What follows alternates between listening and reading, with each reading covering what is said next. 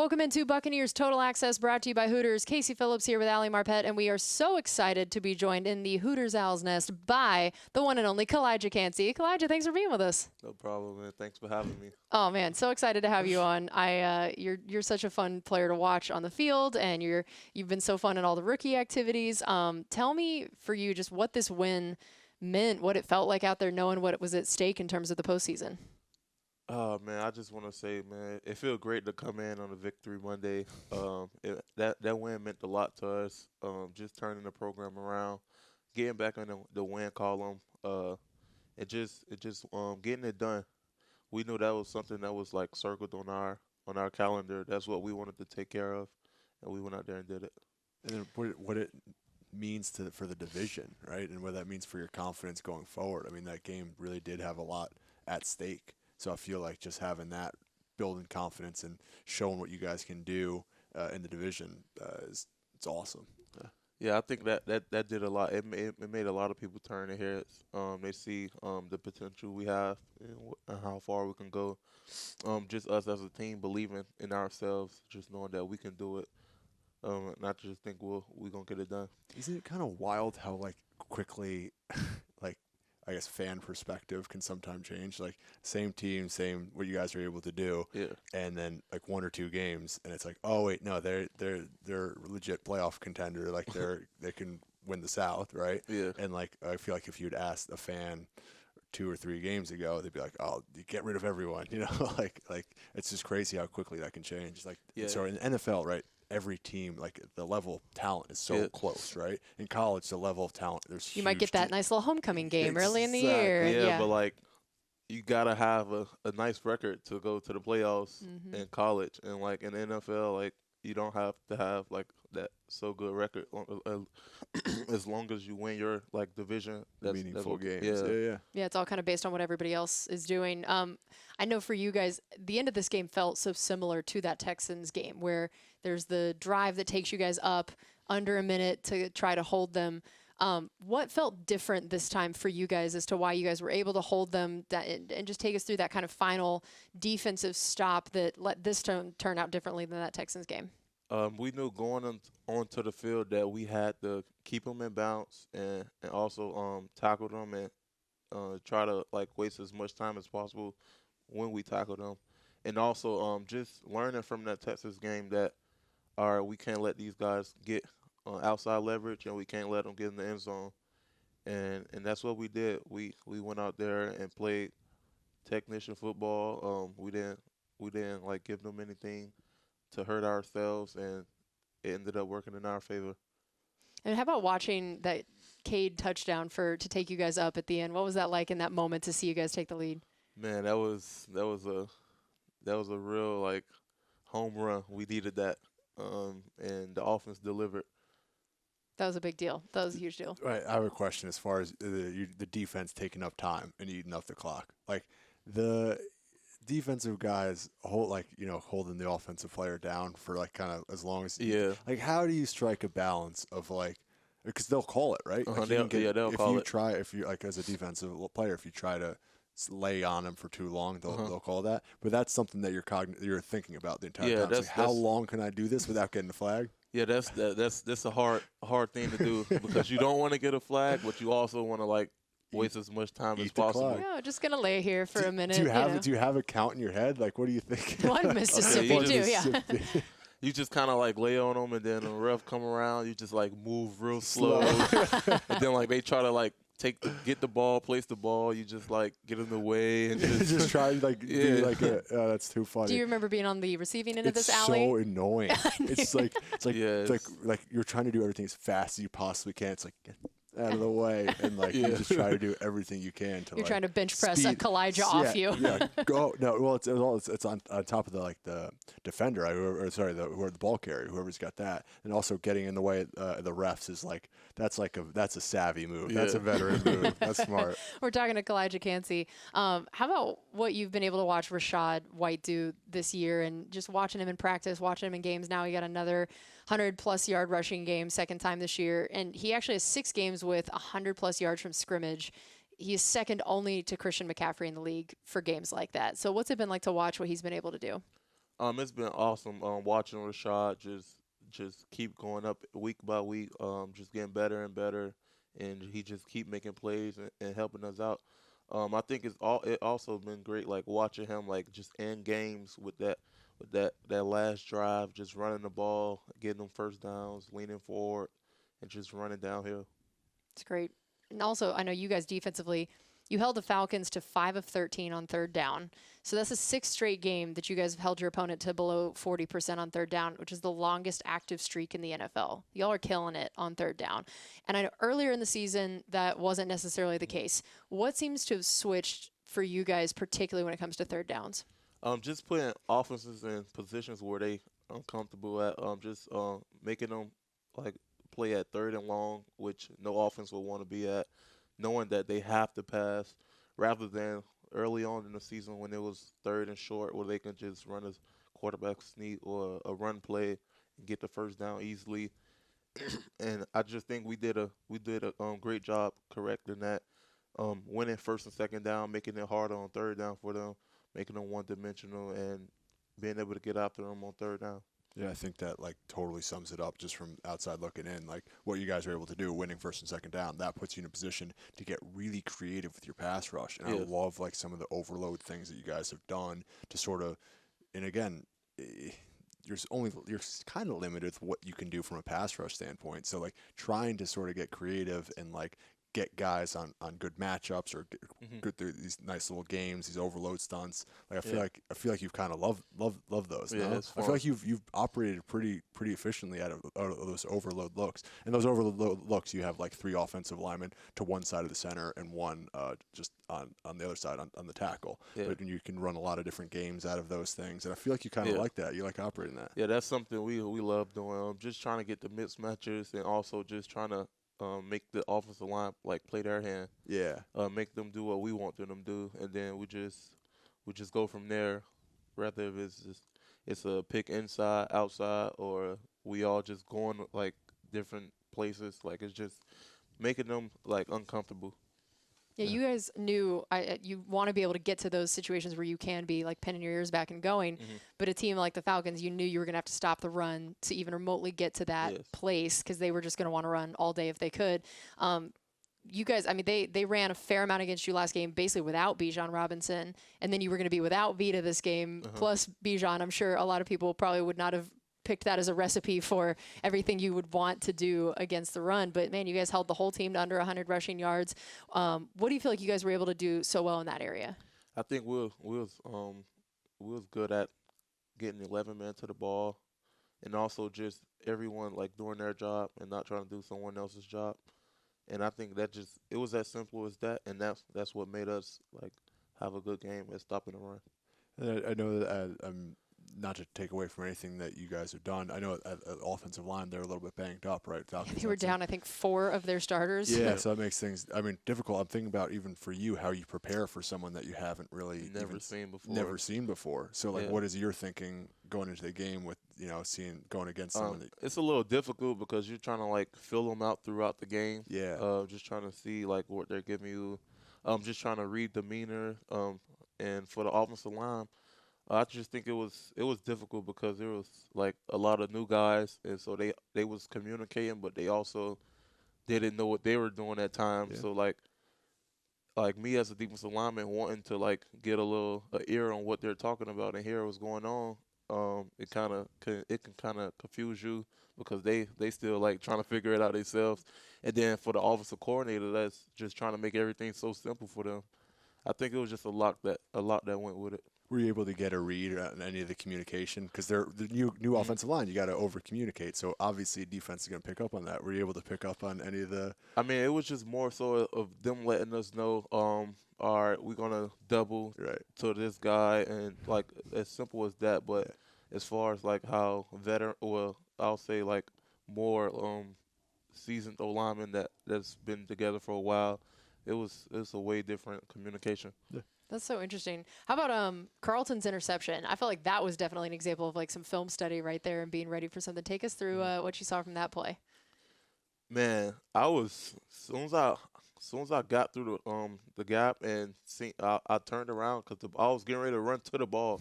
it was like a quick screen, and I looked and I seen Carton going the other way. I'm like, You're oh, like, great. like that happened fast. Got to find someone to block. Yeah.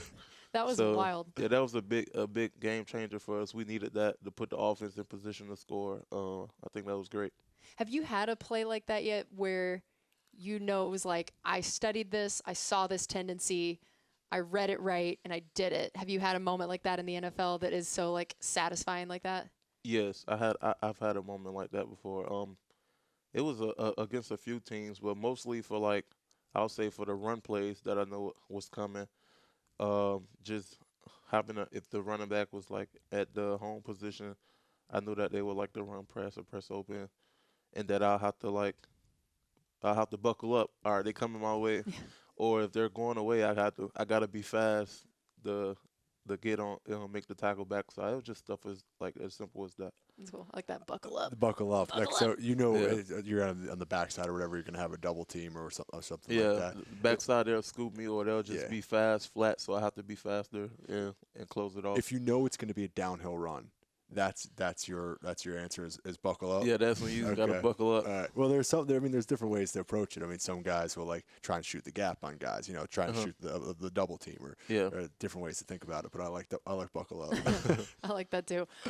And you got your 4th sack of the season in the game. Congratulations on that. Take us through that play.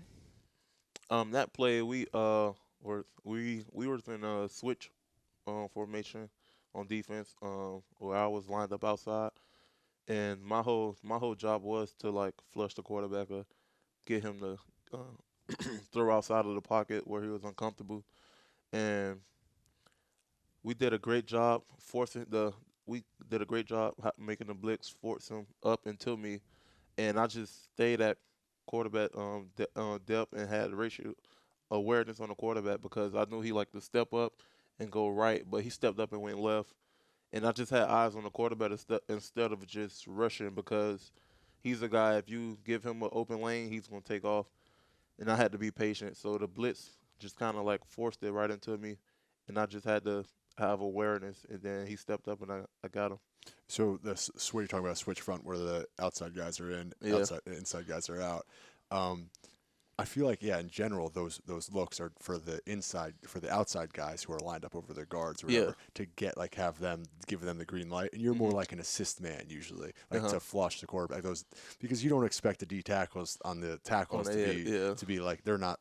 It's not their responsibility to get after the quarterback. It's mostly cover for the guys that are the inside guys that have the free release to sort of do what they want to attack the quarterback. So it's like the ultimate assist man right there. And that's great. They get to clean up there. That's awesome. All right, we're going to take a quick break here on Buccaneers Total Access, brought to you by Hooters, the original wing joint since 1983. This is Buccaneers Radio.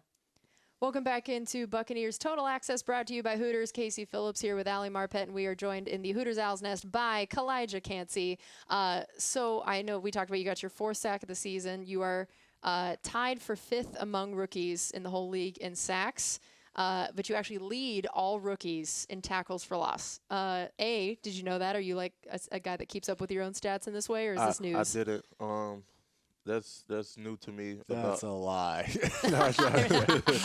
I found out I know about the TFLs, but sacks I didn't know. I'm not a guy that keep up with stats because I kind of get don't want to get like lost in stats and then go out there and forget the small things that I got to do right as far as like fundamentals and how I get to make the sacks. So I don't really look too much into it. Like I don't even go into a game saying how many sacks I'm going to get TFLs. I just kind of go out there and just try to do all the little things right and play fundamental football and then let the rest happen and come to me. I mean, that's totally the right approach. I mean, like even we were talking about your sack that came from this game, right? It wasn't even like your sack to be had. I mean, you obviously that you got it, but like that's the thing about sacks as a statistic or as a measure of success. Like you could be playing, very well and still not get a sack. You can still disrupt the quarterback and still disrupt the run game and still do a lot of things that are really problematic for an offense, Yeah. but still not show up on the stat sheet. So when guys like kind of hang their hat on that, it becomes a little bit problematic. So I feel like that's absolutely the right approach because again, you do the right things right. Eventually, quarterbacks can step up. You'll get your opportunity. But then also like sometimes sacks happens. Like all right. Maybe it's like a miscommunication from the offensive line, and you just like you free get one clear, free and clear, something like that. When it's like, and it's like, well, okay. Yeah, and it's like the baseball players where they're just always going for the home runs, and then it's like they lead in home runs, but they also lead in strikeouts. Like exactly. you don't want to just go for that one thing. Yeah. So I will say though, Yaya has one more sack. Were you aware of that part? Because I feel like I can see. Yeah, see, that's I knew. That's what I knew is that it's less about your stats. I knew that the two of you would know this about each other. Are you too competitive with each other in this whole sacks, tackles for loss thing? I wouldn't say it's competitive. We just kind of push each other, saying like we have to feed off of each other. That's just like going back to the Tennessee game where we both like made an impact on that game, and that's something that we want to build off of. We know the potential that we have. As rookies and how we can help this team. That's just something we always harp on. Just let's make the team. Let's feed off of each other and let's bring the juice to the team. I have a question. If you guys are both going and you guys both like the matchup that you have, he's got one on you're on the same side. Yeah. He's got a tackle that he likes to match up on. You got a guard that he's got to match up on. Who gets the green light and who gets the cover guy? Because sometimes you need someone to sort of cover for you. Yeah. So who between the two of you? I definitely will tell him cover me. I'm about to. I like this matchup. I'm about to run a 40-yard dash to the quarterback right now. Like slides going away. Like I know I got a one-on-one. I got sort of more space to operate. You're like, all right. If I miss this, you got to be able to step up. Yeah, okay. Definitely. All right. Now, and this is perfect. You brought up the 40-yard dash because this is something that you are real good at. You had the fastest 40 time at the combine for a defensive tackle ever. 0.1 faster than Aaron Donald. Incredible. Dude, what'd you run? 4.67. My gosh. Blazing. Would you Blazing. What's the fast? So we get reports for how fast we run on the field. Have you been able to open it up on the field during a game this year? The fastest I've ran was 19 miles. That's fast. That's fast. That's real fast. Especially it's not like you're in a lot of situations where it's like you're just flat out like hoofing it. Were you chasing down a screen or something like that? It actually was in practice. Nice. It wasn't in the game. Yeah. The fastest I've ran in a game was about 17 miles. Okay. Yeah. So have you always been fast? Like, did you plan on crushing the 40 time at the combine like that? Yeah, I've always been fast. It's so crazy because I didn't have much training at the 40 because coming out of college, I had my shoulder surgery November 23rd. And when I went into the draft process, my main focus was rehab. Like, I wanted this shoulder to be 100% before anything. And going up into the draft, up into the combine week, I had about, I'll say, like 9 days of training for, like, the 40 to actually run because I had just got cleared. I had went back to Pittsburgh to get cleared to do, like, running and fully like arm motions and stuff like that. And once I got cleared, that's when I started like training for the 40 to run. And I had like 9 days. I knew that I could run fast, but I haven't ran in like forever. Yeah. Like I was running, but I'll be running like with a pole like on my neck. To not overextend your arm. To not overextend my arm. Or I'll be running and I'll be like this. I'll be like holding my shoulder because it would hurt if I try to like swing my arm. Yeah. So that's the keys to practice running with to get the knee drive. Exactly. Yeah. So going into that, up until that week, that was a big decision I had to make. My agent was like, "Hey man, I don't think it's good that you participate in the combine or run anything. I think you just go do the meetings and stuff like that and physicals, and then we just wait it out for pro day." And I told him like, "Yeah, man, I understand, but I'm fast. Like, I can run. I could go get this 4.6. Like, this up. Yeah. I did it before. I could go do it again." And just give me a pole to hold while I run. We're good. And he was like, "Yeah, man, I understand, but I don't think it's the best thing." And I'm like, if I get clear, I'm running. I love that. I don't care how much time I got to train. I'm gonna do it because I knew that would also help, like, bring some buzz around my name. Mm-hmm. Going into the draft process, like, I wasn't the biggest name per guy who they were talking about, but I knew that I can do it. So that's the decision I made. Sounds like it was a good one. Yeah, it was decision. Yeah, a good great call. Bet decision. on Yeah. yourself. Yeah. Did you give a little "I told you so" to your agent after you ran? I did. Yeah, I I did. imagine. Like after the first run, I went and checked my phone, like to see what see what I ran, and it was like 4.7, like 4.78. I think the first run. And I'm like, what? That's not true. Like Yeah. I'm way faster than that. Then he like, nah, don't run again. I'm like, I'm running again. Oh my gosh. He I was like, love down it. on it. Yeah, yeah, yeah. I'm like, I'm running again. I could do it. Like, and then I asked my speed coach, like, what is it that I gotta do? He like, man, finish the last 15 yards with your knee drive. I'm like, all right. And then that's when I went back and I said, I got it. It's amazing. That's awesome. Also, the fact that you can communicate, or you got that information on the sideline. Oh, in yeah. between. That's awesome. And it's interesting that everybody was comparing you already to Aaron Donald of like, oh, look, a slightly smaller defensive tackle from Pitt. Obviously, the draft comparison is Aaron Donald, which I'm sure everyone is probably like, also, that just does not set you up for success. Like, here, let's just compare you to the best All to world. ever Yeah. do Yeah. this job. What was that like? And then you beat his 40 time, which only just spurred along even more of these Conversation. comparisons and conversations. So what was that like following him at Pitt and then everyone comparing you guys in the draft process? I think that was great to be compared to a guy like that. But also it was like kind of like aggravating. I'm like, come on now, like we went to the same school, Yeah. we both short, both fast. I get it, but like I'm Kalijah Kancey. Like Yeah. I haven't done like nearly as much as he's done in this league. We do have a lot of similarities, but I mean at the end of the day, I'm Kalijah Kancey. Like I can't take his glory. Like he's like made his name for himself. I'm gonna make my name for myself. It's pretty That's cool. awesome. Yeah. I think whenever you were younger, you didn't want to play defensive tackle, right? No.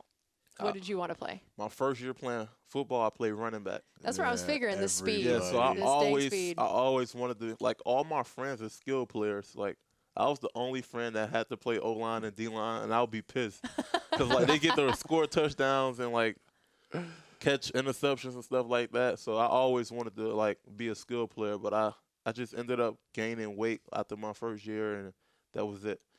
Like my glory days is over. Wait, at what point did they kick you out of the running back club? After my first year. How old were you? I was 4 years old my first year, and then my second year I played with guys that were 7 years old, 6 and 7 years old, and I was 5. And they even still, as a 5-year-old too against them, big. you were still too big to play. I was too Jeez. because Pop Warner we go by weight and not age. Yeah.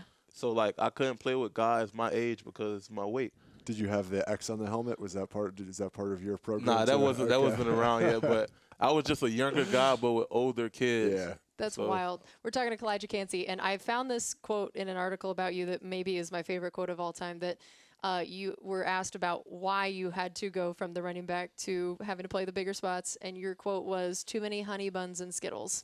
Yes. Just maybe one of my favorite things I've read. I really enjoyed the honesty of that. And was that the culprit? Just too many honey buns and Skittles? Too many snacks, man. Was it worth it? That's the It question. was. It was. It was worth it. It was That's a worth it. lineman answer right Yeah, there. that's Like, awesome. I want to score touchdowns, but I want to eat the honey buns. And Gotta have them. it got you to the NFL. So obviously, I think the answer is children. Eat your honey buns and Skittles. Yeah, Here we are. don't. Do you have a quick sugar hitter on the sideline? Do you have a go-to snack? Rice Krispies. Rice Krispies. Yeah. Okay. That's a good one. Yeah. That's a decent one. Because I mean, it's not. People think that it's like so unhealthy or whatever, but like in a game, like you just need quick energy, and like sugar is the best way to do Yeah. it. So like people, I remember at one point, like I don't know, I was in an elevator at an away game, and there was someone else that wasn't like affiliated with the Bucs, and I had like a chocolate chip cookie, and I was like, it's carbs, man. Like this is Yeah. fine. Like Yeah. they're like, oh, a cookie Yeah. before a Carbs. game. I was like, come on. Yes, energy. Energy. Come on. Totally the nutritionist recommended plan, I'm sure. I'm sure the team dietitian would approve the chocolate chip cookie. For Yes, me. probably so. So who are the people you grew up watching if you originally wanted to be a running back? Definitely Frank Gore, LaDainian Thompson. I was a big Miami fan at one point, so Ricky Williams. I just always watched like a lot of skill players. Clayton Portis. Who else? Reggie Bush. Like I always watch skill players. Well, that's why he's so fast. Yeah, I just watched all the blazing people. Yeah, like I didn't know like much linemen coming up as a younger guy. I didn't know about any linemen. Like I always knew the guys that scored touchdowns. So that's what I always paid attention to. That's pretty cool. That's awesome. I just love that. Yeah, the yearning for the different position always. It's just I it's would a like tales all this time. when I was younger, I would like make creative players on like Madden, and they will all be running backs. Yeah, of every course. time. Every time. Can I tell you, this is absurd, but when I used to do creative player, this was an older Madden, but so you can't really do it as much anymore. But I would only make offensive linemen. Of course. Ali Marpet, offensive lineman. I'm not even joking. I think I was the only person to do that. Of course you did. There were probably 200 different iterations or variations of Ali Marpet in the Madden universe somewhere that I created. You were just always built to be an offensive lineman, Yeah, unlike so a it's rails. just different. So do you have like in your mind, if you were able to get fumble recovery for touchdown, you know, like a pick six, something? I mean, how much have you pictured all of this in the celebration? I'm out. Like when that time comes. Yeah, when, not if, when. Yeah. When that time comes, I'm gonna be out. Like, there's no catching me. All right. So, okay, let's say someone is in front of you, right? Are you hitting them with a move?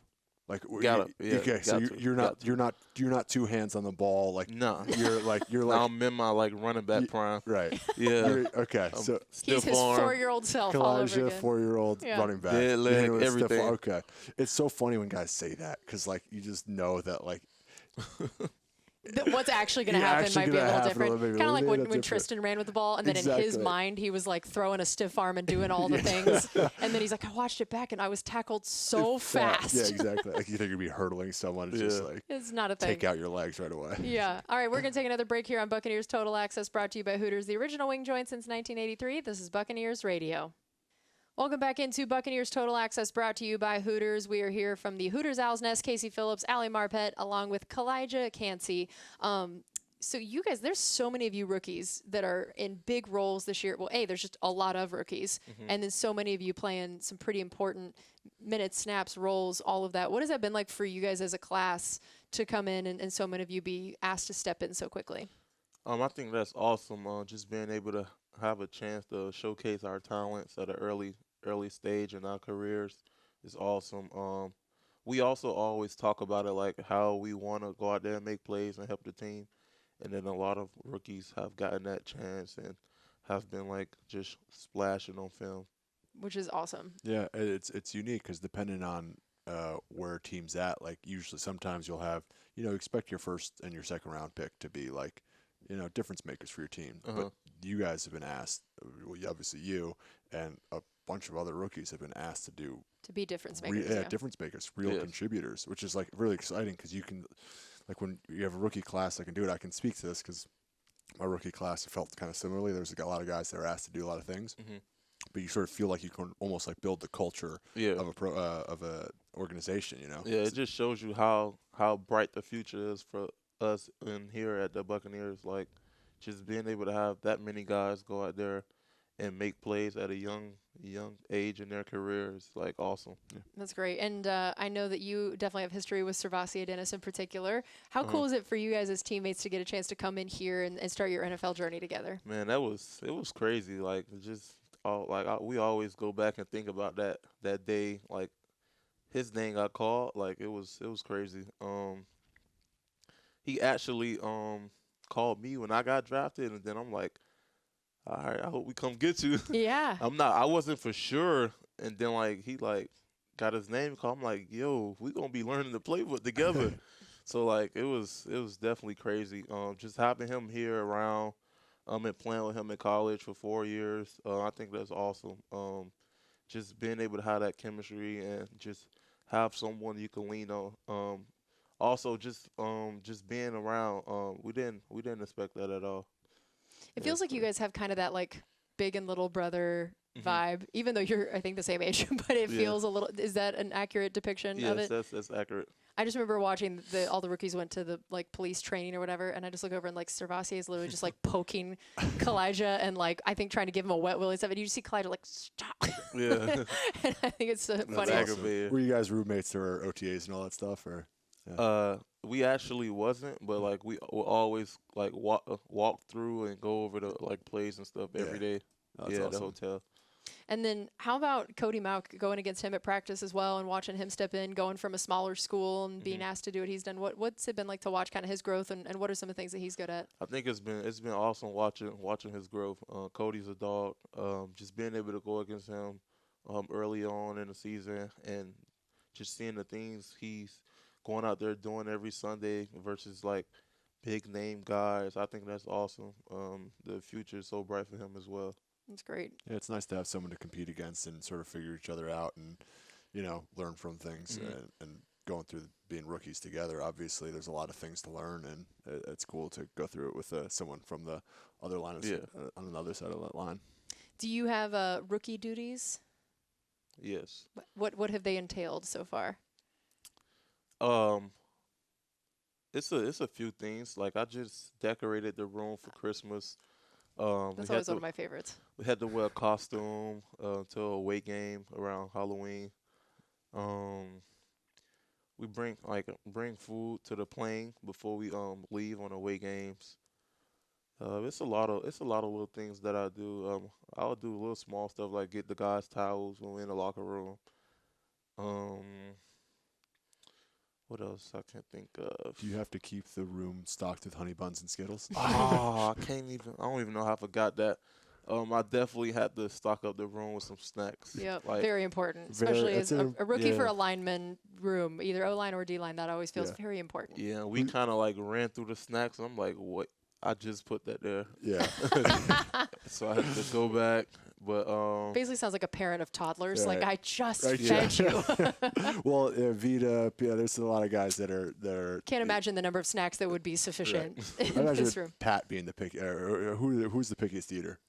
I gotta go with Greg. Yeah, Greg Gaines. He's got the highest standards. Yeah. How'd you do decorating the room?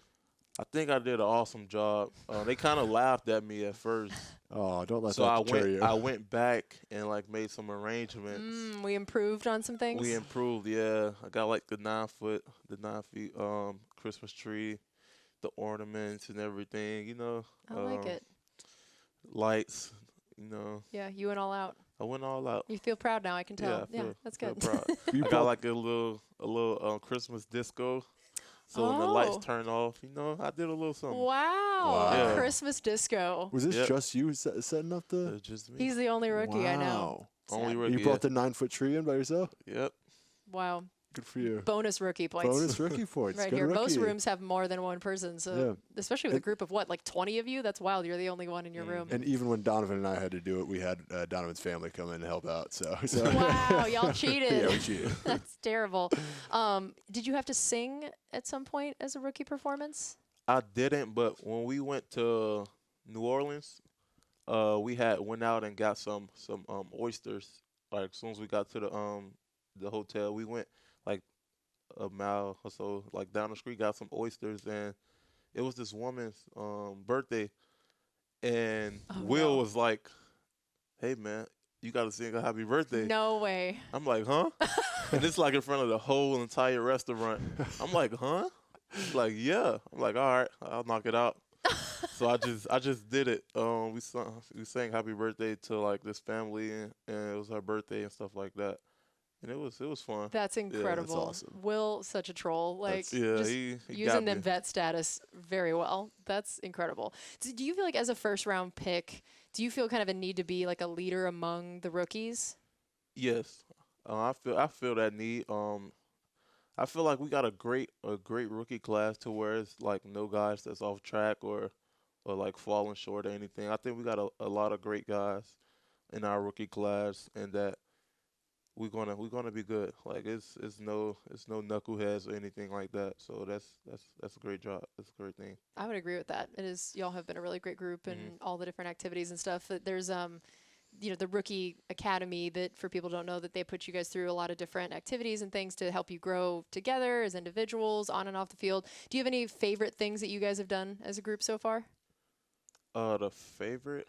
Okay, we went to the Air Force, the Army base. Yeah, MacDill Air Force Base. Yep. Air Force Base. Yeah, that was fun.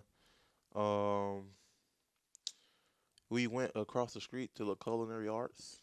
That was fun. You chefing Yes. it up? Yeah, it was in there. Like it was hard. It was hard. Like I didn't expect the like cooking to be that hard. Like What was hard about it? like just like the measurements, the timing. Like the attention to detail. Yes. Being Yeah. like, gotcha. it was really that was the hardest How part. did your group do in that again? Because it becomes a competition, Right. obviously. Of course. Not so great. Yeah. Yeah, it wasn't so great, but the food was good. I don't know if it's because we was hungry from waiting for so long, or That's the key to good Yeah. food. Yeah, That's the key to to being be a chef. hungry. Starve the people eating your food, and then everything. but we was tastes better. also like timed because we had like contenders that had to like taste our food, and so we didn't have much time, but like it took forever. Um, That's very funny. Were you a cook before this at all? Are you? Do you consider yourself good at it? not much. I'm a big grill and air fryer type guy. Yep. Okay. Yeah, so that's You the can little, get away little- with that. Yeah, Yeah. that's a little cheat code. That is a cheat code. Same on that. We're talking to Kalijah Kancey.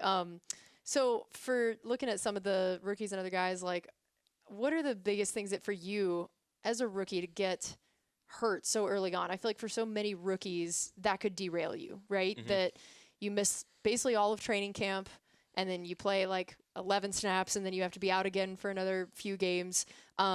What was the most challenging part of that? What do you remember about even just the mental side and realizing, like, we're here just starting, I'm a rookie, and then now I'm going to have to miss some time?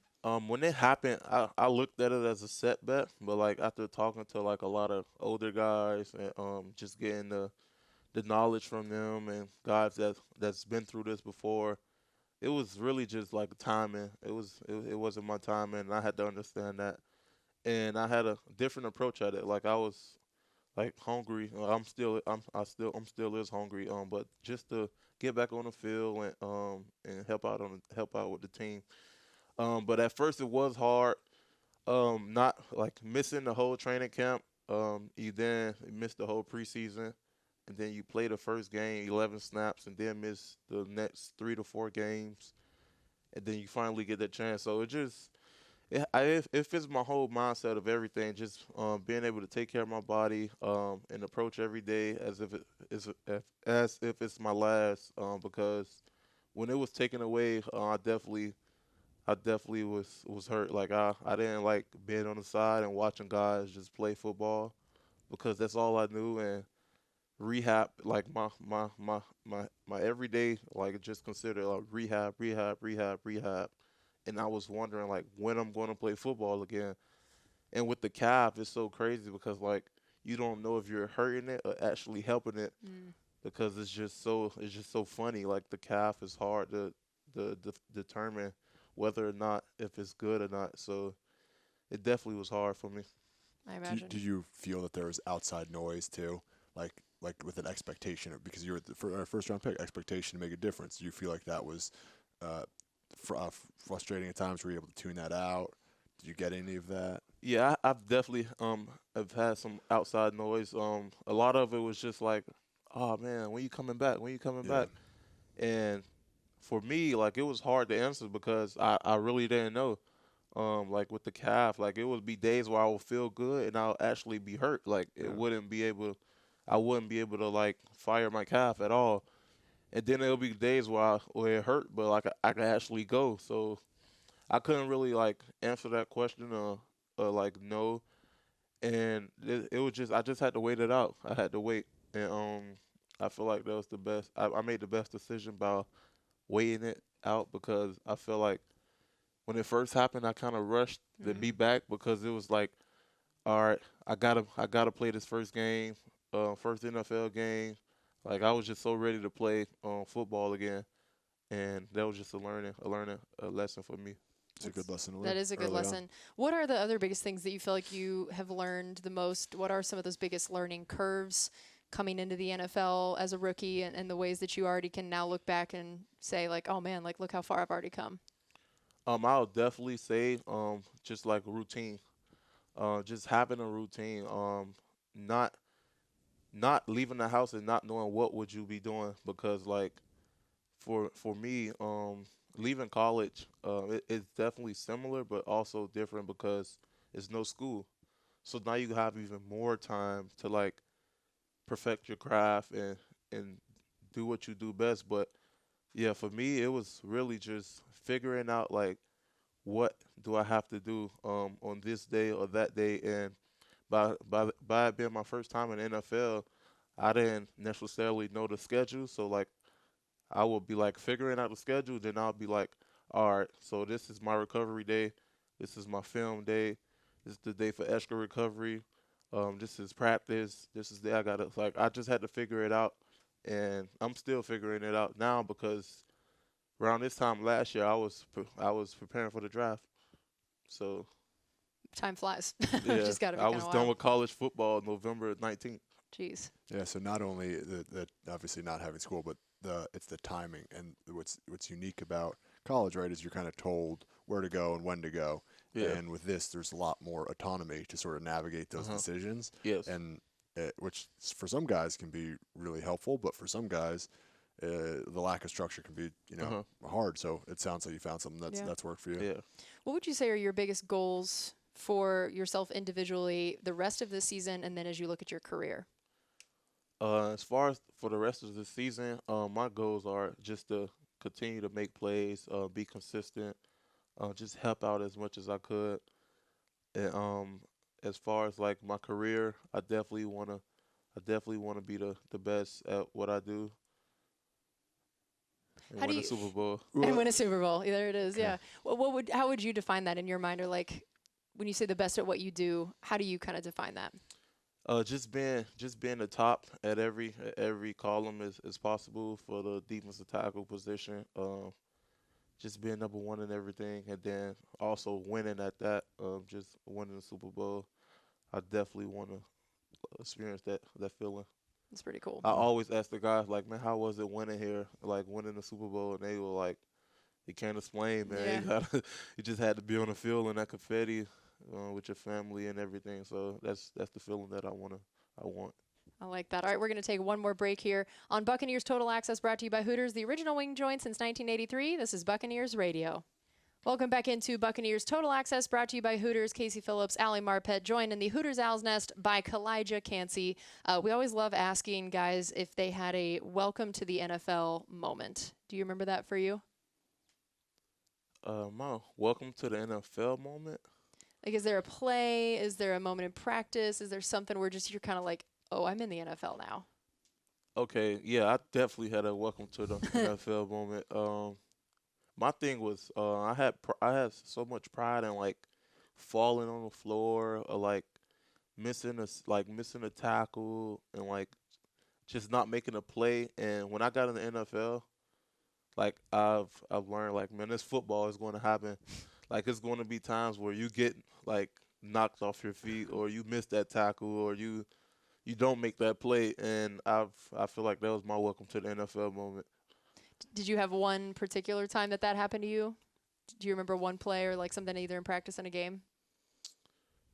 I don't necessarily remember the exact play, Yeah. but it definitely happened. It definitely was a rude awakening. A rude awakening, yeah. It's funny in college. Most a way that people evaluate talent is like, all right, does he stay off the ground, right? So for offensive and defensive linemen, is he kind of off the ground? And like in the NFL, it's like, nah, like at some point You're gonna be on the ground. You're gonna be on the ground. That's pretty funny. How about first kind of NFL purchases? What were some of the things that you were like, okay, now I'm here. This is what I want to do. Yeah, my first purchase was definitely my mom's house, and That's then great. her car, and then my car, and then I didn't purchase a home yet, but I'm renting. That was my first purchase. Man, everyone out there just went, awesome. like his first Aw. two things were We're for his mom. mom, Look yeah, at that. Was That's wonderful. Is your mom's place up where you're from, or is it here? No, it's down in Miami. Okay. It's down in Miami. Nice. So you went to the same high school as Levante David, right? Mm-hmm. How Yes. cool was that?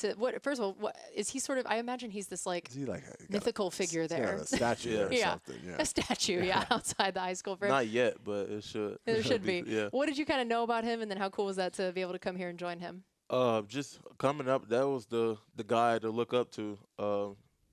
Like even from the same youth football part, that I played at. And then high school, like him just hosting camps all the time, having turkey giveaways, toy drives, book bag giveaways, like just always like seeing him come back and just give back to the community. And then the things he's done on the field is just even better. So I just think he's a guy that's always been talked about, like all the good things so has been said about him, and then just seeing like actually seeing him come back a lot, and a lot of guys, a lot of people down there definitely respect him for the things he's done, and he's just a great guy like all around. That's awesome. That's awesome. You guys got to get partnered up for like some holiday drives and things like that. In the We future. definitely we have to cook something up. Yeah, We haven't yet, but it's going to happen. It's definitely on the way. that's cool. That would be really great. How about getting a chance to play alongside Vita? Like, what has that done for your game? What is that like in terms of just who he is as a teammate, and then his game on the field, and what that's like to learn from? Okay, so with Vita, like it's I love the preparation. Okay. So let me so tell Okay, with you. Vita so- is like it's awesome because like you got a guy that's that size and cause so much like havoc to the point where you gotta respect him. And so like for me, it's like, all right, he's just a rookie. We gotta handle Vita first. That's why the part that I kind of like because he draws so much attention, and you have to like direct your attention to him, or if not, like it would be a bad day. And that's where I get a chance to steal a couple of plays or anything like that. And I think he's a great leader as well. He knows the game so well.